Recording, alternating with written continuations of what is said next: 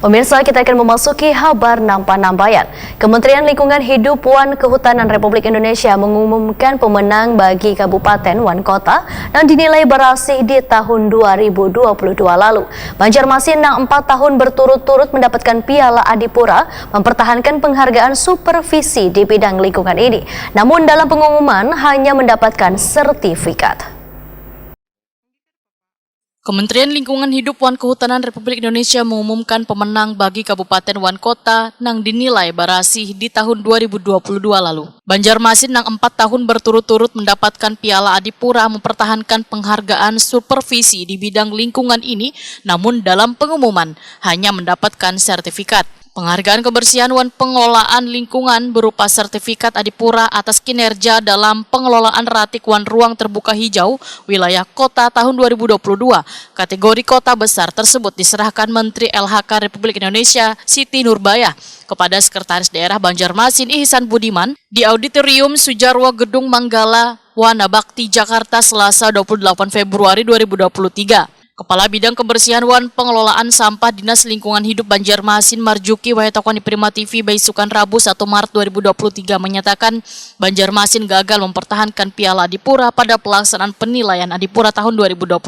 Hanya meraih sertifikat penghargaan atas kinerja dalam pengelolaan ratik wan ruang terbuka hijau wilayah kota tahun 2022 kategori kota besar. Dalam penilaian, Banjarmasin mendapat beberapa catatan mengenai penanganan ratik wan kebersihan lantaran dinilai masih minim. Menurut Marjuki, tim penilaian Adipura hanya mengunjungi wan menilai Banjarmasin pada akhir tahun 2022.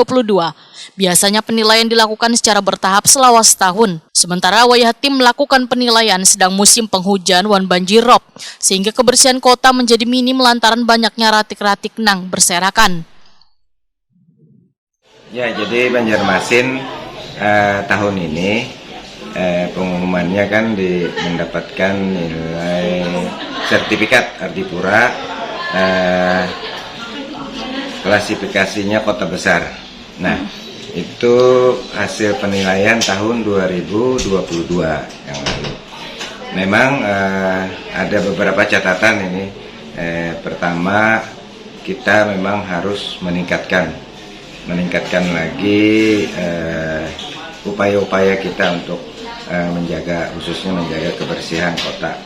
Nah, itu pertama. Kedua, ya ini menjadi pelecut lah sebenarnya, warning juga bagi kita khususnya bidang kebersihan, harus berbenah, harus berupaya sekuat tenaga untuk meningkatkan, mengoptimalkan, terus juga berupaya untuk mensinergikan para pihak yang berkepentingan ataupun yang bersinggungan terhadap kebersihan. Marjuki menambahkan sebagai salah satu kota besar di Kalimantan Selatan, permasalahan ratik kada bisa hanya ditangani pemerintah kota, namun perlu adanya keterlibatan pemangku kepentingan wan kesadaran warga untuk turut serta menjaga lingkungannya supaya bersih.